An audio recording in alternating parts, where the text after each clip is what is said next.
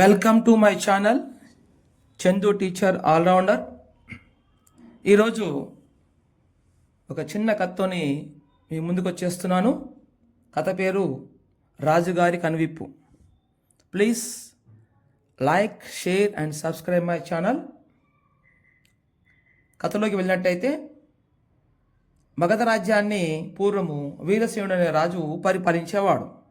ఆయనకు రకరకాల కూజాలు సేకరించేటువంటి అలవాటు ఉండేది. దేశం నలుమూల నుంచి వింతైన కూజాలను తెప్పించి ఒక పెద్ద భవనంలో భద్రపరిచేవాడు మహారాజు.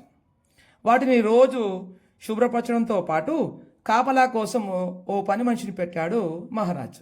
రాజ్యంలో నీటి ఎద్దడి ఉందని మంత్రి చెప్పినా, బందిపోట్లు శత్రు సైన్యాల బెడద ఎక్కువైందని సేనాని నెత్తి నోరు బాదుకున్నా కానీ రాజు అవేవి చెవిక్కించుకునేవాడు కాదు.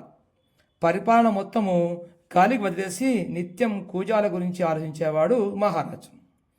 వాటిపైన చిన్న గీత పడినా పని వాళ్లకు కఠిన శిక్షలు విధించేవాడు మహారాజు. అలా చాలామంది పనివాళ్ళు మారారు. ఒకసారి రాము అనే వ్యక్తి కూజాల కాపరదారుగా చేరాడు.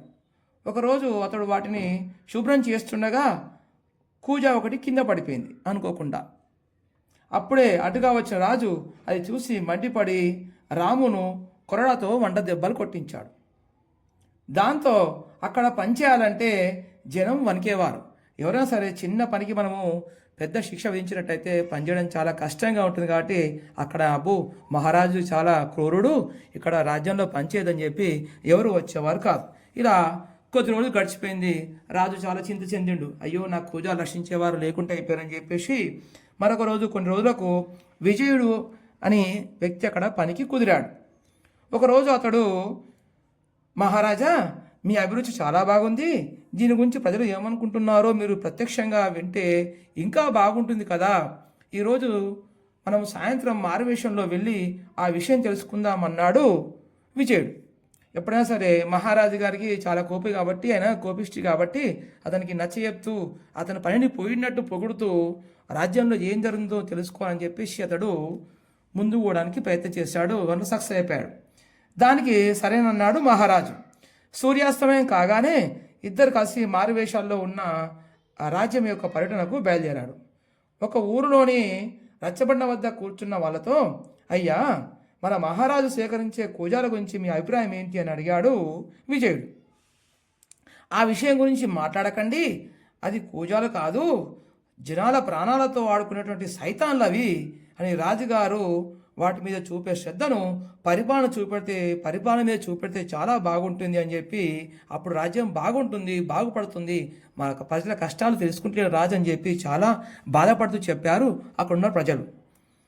ఒక్కొక్కరు ఇలా మాట్లాడగానే ఆ మాటలు మారువేషంలో ఉన్నటువంటి మహారాజా మాట వినగానే పాపము ఆ మహారాజు యొక్క ముఖము చాలా కలదప్పి చిన్నగా అయిపోయింది. మహారాజు కాబట్టి చాలా ఫీల్ అయిపోయాడు.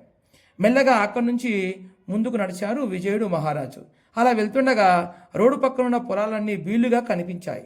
అంటే బీళ్ళు అంటే మొత్తము ఎండిపోయి ఉన్నాయి పొలాలన్నీ.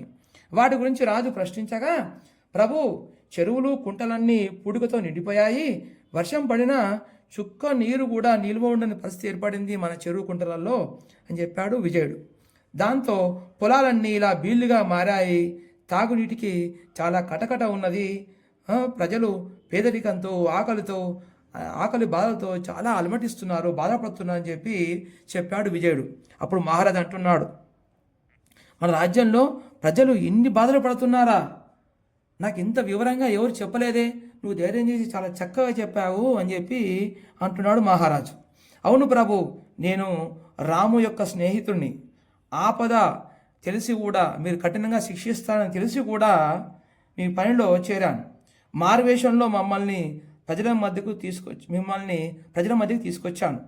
వాస్తవ పరిస్థితి మీద మీకు అర్థం కావాలని ఇదంతా చేశాను, దయచేసి నన్ను క్షమించండి అని చెప్పి విజయుడు బదిలిచ్చాడు. దాంతో తన తప్పు తెలుసుకున్నటువంటి మహారాజు, నాకు కనువిప్పు కలిగింది, ఇక నుంచి అయినా ప్రజల మీద, పాలన మీద, ప్రజల యొక్క కష్టాల మీద నేను దృష్టి సారిస్తాను, చిన్న చిన్న పొరపాట్లకు కూడా పని వాళ్ళను శిక్షించడం మానుకుంటాను, అందరినీ అభిమానంగా చూసుకుంటాను, రాజ్యంలో ప్రజలను నా కన్నబిడ్డలుగా ఇక్కడి నుంచి చూసుకుంటా అని చెప్పి రాజు ఆరు నుంచి పరిపాలన సుఖంగా సాగిస్తూ ప్రజలను ఆనంద జీవితంలో మునిగించడానికి ఎంతో కృషి చేస్తూ హ్యాపీగా కాలాన్ని రాజ్యాన్ని గడిపాడు మహారాజు. ఇదంతా వింటున్నట్టు మీ అందరికీ కూడా ధన్యవాదాలు. స్వస్తి.